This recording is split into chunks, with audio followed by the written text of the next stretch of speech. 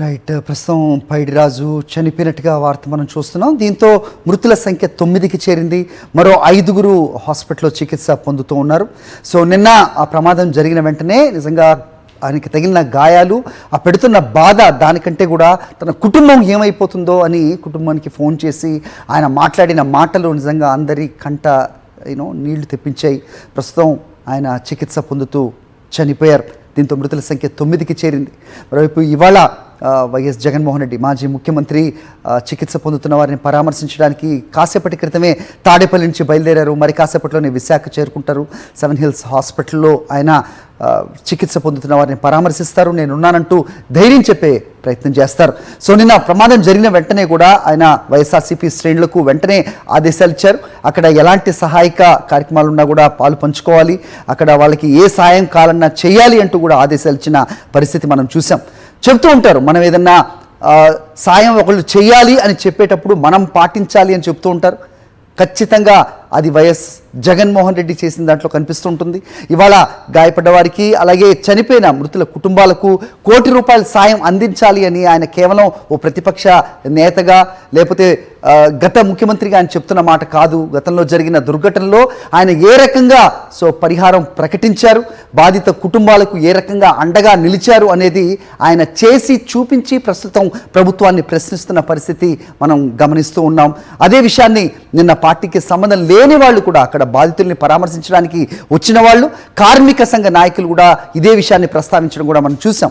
మా కరెస్పాండెంట్ అనిల్ ప్రస్తుతం ఎయిర్పోర్ట్ దగ్గర ఉన్నారు. ఆయన అడిగి మరిన్ని వివరాలు తెలుసుకునే ప్రయత్నం చేద్దాం. అనిల్, చెప్పండి, మీరు విశాఖ ఎయిర్పోర్ట్ దగ్గర ఉన్నట్టుగా తెలుస్తోంది. ఎప్పటికల్లా వైఎస్ జగన్మోహన్ రెడ్డి ఇక్కడికి చేరుకుంటారు? ఆ తర్వాత ఏంటి షెడ్యూల్, అప్డేట్ చెప్పండి. స్టీల్ ప్లాంట్ ప్రమాద ఘటనకు సంబంధించి మృతుల సంఖ్య 9కి చేరింది. చికిత్స పొందుతున్నటువంటి పైడిరాజు కొద్దిసేపటి క్రితమే మృతి చెందారు. మరి కాసేపట్లోనే మాజీ ముఖ్యమంత్రి జగన్మోహన్ రెడ్డి విశాఖ చేరుకుని స్టీల్ ప్లాంట్ కు సంబంధించినటువంటి బాధిత కుటుంబాలు, అలాగే ఆసుపత్రిలో చికిత్స పొందుతున్నటువంటి క్షతగాత్రులను పరామర్శించబోతున్నారు. ఏదైతే నిన్న పైడిరాజు కాలిన గాయాలతో పెట్టినటువంటి ఆ కుటుంబానికి వారి సంక్షేమాన్ని కోరుకుంటూ చేసినటువంటి ఆ కామెంట్స్ ఏవైతే ఉన్నాయో, ఆ మాటలు అందరినీ కంటతడి పెట్టించాయి, తీవ్ర విషాదానికి గురి చేసినటువంటి పరిస్థితి. స్టీల్ ప్లాంట్ లో వరుసగా, అంటే ముందుగా SMS-1 లో ప్రమాదం జరిగింది. అప్పటికీ కూడా అధికారులు మేలుకోకపోవడంతోనే ఇంత భారీ ఎత్తున ఉపద్రవం వచ్చిందని చెప్పి కార్మిక సంఘాలు కూడా ఆగ్రహం వ్యక్తం చేస్తున్నాయి. మరి కాసేపులోనే మాజీ ముఖ్యమంత్రి వైఎస్ జగన్ విశాఖ ఎయిర్పోర్ట్కి చేరుకుని రోడ్డు మార్గం ద్వారా 7 హిల్స్ హాస్పిటల్తో పాటు కిమ్స్లో చికిత్స పొందుతున్నటువంటి క్షతగాత్రులను పరామర్శించబోతున్నారు. అలాగే ఆ బాధిత కుటుంబాలతో కూడా ఆయన మాట్లాడబోతున్నారు. బాధిత కుటుంబాలకు ఇచ్చేటువంటి నష్టపరిహారం విషయంలో రాష్ట్ర ప్రభుత్వం కావచ్చు, కేంద్ర ప్రభుత్వం కావచ్చు, లేకపోతే ఉక్కు యాజమాన్యం కావచ్చు, సానుకూల దృక్పథంతో వ్యవహరించాలి, ₹1 కోటి వరకు నష్టపరిహారం ఇవ్వాలనే డిమాండ్ కూడా చేయబోతున్నారు. మరోవైపు ఎవరైతే గాయపడినటువంటి క్షతగాత్రులు ఉన్నారో వారిని పరామర్శించడానికి మాత్రమే కాకుండా వారి కుటుంబ సభ్యులు కూడా ధైర్యం చెప్పబోతున్నారు. మృతి చెందినటువంటి కార్మికుల కుటుంబాలను కూడా కలిసి మాట్లాడబోతున్నారు. వారికి కూడా ధైర్యం చెప్పేటువంటి ప్రయత్నం చేయబోతున్నారు. అయితే ముందుగా పైడిరాజు విషయానికి వస్తే కనుక, పైడిరాజు ఆసుపత్రిలో కాలిన గాయాలతో, దాదాపు 80-90% కాలిన గాయాలతో ఉంటూ కుటుంబం కోసం ఆయన మాట్లాడినటువంటి మాటలు అందరినీ కంటతడి పెట్టించాయి. తమ్ముడిని జాగ్రత్తగా చూసుకోవాలని చెప్పి పెద్ద కుమారుడికి చెప్పినటువంటి మాటలు, అలాగే తల్లిని జాగ్రత్తగా చూసుకోవాలని, బాగా చదువుకోవాలని చెప్పి ఆయన ఆకాంక్షించినటువంటి ఆఖరి మాటలు పూర్తిగా అందరినీ తీవ్ర విషాదానికి గురిచేశాయి. ఈరోజు ఉదయం 8:30-9 గంటల ప్రాంతంలో చికిత్స పొందుతూ 7 హిల్స్ ఆసుపత్రిలో పైడిరాజు మృతి చెందారు. పంచనామా నిమిత్తం మృతదేహాన్ని కింగ్ జార్జ్ ఆసుపత్రికి కూడా తరలించడం జరిగింది. ఇప్పుడు పెద్ద ఎత్తున పైడిరాజు నిన్న అంత భావోద్వేగానికి, అంత బాధలో ఉంటూ కూడా కుటుంబం కోసం ఆయన మాట్లాడినటువంటి మాటలు ఇప్పుడు పెద్ద ఎత్తున సోషల్ మీడియాలో కావచ్చు, లేకపోతే పూర్తిగా అందరి కూడా ఆ వీడియోని చూసినటువంటి పరిస్థితి కనిపిస్తోంది. చికిత్స పొందుతూ ఆయన మృతి చెందారు. మరొకరి పరిస్థితి కూడా విషమంగా ఉన్నట్టుగా తెలుస్తోంది. 7 హిల్స్ హాస్పిటల్లో చికిత్స పొందుతున్నటువంటి ఎవరైతే 3 క్షతగాత్రులు ఉన్నారో వారి పరిస్థితి కూడా ఇబ్బందికరంగా ఉందని వైద్యులు చెప్తున్నారు. మరోవైపు కిమ్స్ ఆసుపత్రిలో చికిత్స పొందుతున్నారు వారి పరిస్థితి కాస్త మెరుగ్గానే, ఆరోగ్య పరిస్థితి నిలకడగానే ఉన్నట్టుగా తెలుస్తోంది.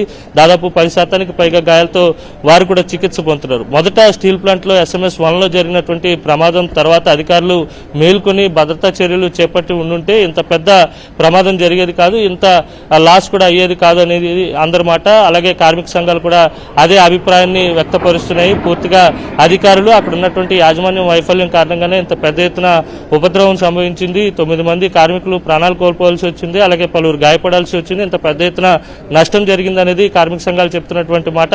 ఖచ్చితంగా ఇందులో అధికారుల వైఫల్యం, ప్రభుత్వం తాలూకా నిర్లక్ష్యం. ఎందుకంటే గడిచిన 2 ఏళ్లుగా స్టీల్ ప్లాంట్ లో ఉన్నటువంటి పరిస్థితులపై ఎప్పటికప్పుడు కార్మిక సంఘాలు రిప్రజెంట్ చేస్తూనే వచ్చాయి. అక్కడ ఉన్నటువంటి పరిస్థితులను వివరిస్తూనే వచ్చాయి. పరిస్థితిని సద్దుమణిగేలా చేయాలని, భద్రతా చర్యలు చేపట్టాలని చెప్పి ఎన్నిసార్లు విజ్ఞప్తులు చేసినా ప్రభుత్వాలు పట్టించుకోని కారణంగా ఇంత పెద్దటి ప్రమాదం, ఇంత పెద్దటి విషాదం మిగిలిందనేది అందరి నోట వినిపిస్తున్నటువంటి మాట. ఎందుకంటే స్టీల్ ప్లాంట్ లో ఉన్నటువంటి కేవలం స్టీల్ మెల్టింగ్ షాపులు మాత్రమే కాదు, బ్లాస్ట్ ఫర్నేస్లు కానీ, సెంటర్ ప్లాంట్ కానీ, లేకపోతే ఇతరత్ర కీలక విభాగాల్లో ఉన్నటువంటి భద్రతా లోపాలను ఎప్పటికప్పుడు చెప్తూ ప్రభుత్వాలకు, అక్కడ ఉన్నటువంటి యాజమాన్యాలకు, అలాగే ఉక్కు మంత్రిత్వ శాఖకు ఎన్నిసార్లు ఇక్కడ ఉన్నటువంటి యూనియన్స్ లేఖలు రాసినప్పటికీ కూడా వాటిపై ఏ రోజు స్పందించలేదు. ప్యాకేజీ తీసుకొచ్చామని గొప్పలు చెప్పుకునేటువంటి ఈ ప్రభుత్వం కూడా ఏ రోజు భద్రతకు ఒక్క రూపాయి కూడా కేటాయించమని అడగకపోవడం అత్యంత దురదృష్టకరంగా భావించాల్సి ఉంటుంది. ప్రమాదం జరిగినప్పుడు మాకు సంబంధం లేదని చెప్తున్నారు, ప్యాకేజీ తీసుకొచ్చి మేమే కాపాడమని డబ్బాలు కొట్టుకునేటువంటి ప్రయత్నం చేస్తున్నారు. ప్యాకేజీ వచ్చినప్పుడే కార్మిక సంఘాలు స్పష్టంగా డిమాండ్ చేశాయి. భద్రతకు సంబంధించి స్టీల్ ప్లాంట్ లో చేయాల్సినటువంటి నిర్వహణకు సంబంధించి కొంత డబ్బులు కేటాయించాలని చెప్పి విజ్ఞప్తులు చేసినప్పటికీ ఒక్క రూపాయి కూడా స్టీల్ ప్లాంట్కి ఇవ్వకుండా పూర్తిగా నిధులన్నీ